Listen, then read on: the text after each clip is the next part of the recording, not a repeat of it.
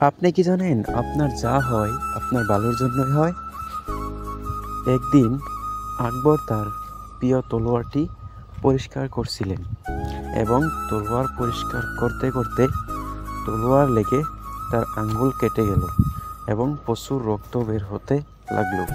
সেই সময় মহারাজের প্রিয় বীরবল ওখানে ছিল। সে বলল, মহারাজ, যা হয় ভালোর জন্যই হয়। এই কথা শোনা মাত্র মহারাজ খুব রেগে গেলেন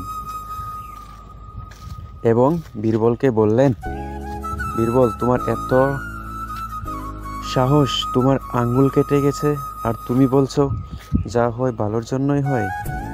মহারাজ রেগে সেনাপতিকে আদেশ দিলেন বীরবলকে বন্দি করার জন্য এবং বীরবলকে বন্দি করা হলো।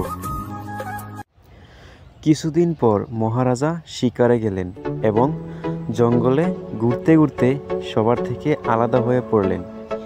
কিছুক্ষণ পর জঙ্গলে আদিবাসীরা রাজাকে বন্দি করে ফেলল এবং তারা রাজাকে নিয়ে গেল একটা মন্দিরের সামনে রাজাকে বলি দেওয়ার জন্য। তারা পূজা আরম্ভ করলো এবং বলির আয়োজন করতে লাগলো। হঠাৎ আদিবাসীদের মধ্যে একজন দেখতে পেল রাজার একটা আঙ্গুল কাটা, আর তাদের নিয়ম অনুযায়ী কোনো অসম্পূর্ণ মানুষের বলি দেওয়া যায় না, তাই তারা রাজাকে ছেড়ে দিল। তখন রাজার বীরবলের কথা মনে পড়ল।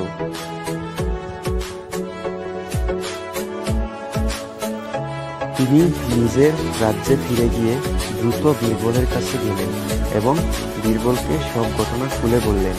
সব শোনার পর বীরবল বলল, আমি তো আগেই বলেছিলাম মহারাজা, যা হয় ভালোর জন্যই হয়। মহারাজ এবার বললেন, আচ্ছা, সে না হয় বুঝলাম, আমার সঙ্গে ভালো হয়েছে, কিন্তু তোমার সঙ্গে কি ভালো হয়েছে শুনি।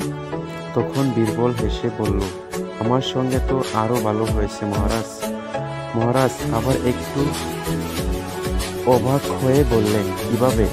বীরবল বলল, দেখুন মহারাজ, আপনি যদি আমাকে জেলে বন্দি না করতেন তাহলে আমিও আপনার সঙ্গে শিকারে যেতাম, আর আপনারও তো আঙ্গুল কাটা আছে বলে ওরা আপনাকে ছেড়ে দিত, কিন্তু আমাকে তো ওরা বলি দিয়ে দিত। সুতরাং যা হয় ভালোর জন্যই হয়। আমাদের জীবনেও মাঝে মাঝে এমন খারাপ কিছু হয় যার জন্য মনে হয় আমার সঙ্গে এত খারাপ কি করে হতে পারে। আসলে যেটাকে আমরা এত খারাপ ভাবি, আসলে সেটা ততটা খারাপ নয়। উল্টে ভালো কিছু হয় আমাদের জন্য, কিন্তু তা আমরা বুঝতে পারি না। এটা বোঝার জন্য শুধুমাত্র সময়ের প্রয়োজন। সময় পেরিয়ে গেলে ঠিক বুঝে যাবেন যে আপনার সঙ্গে কি ভালো হয়েছিল।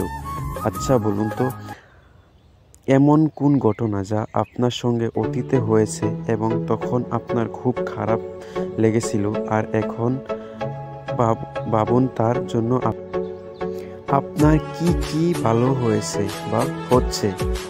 তাই হয় ভালোর জন্যই হয়।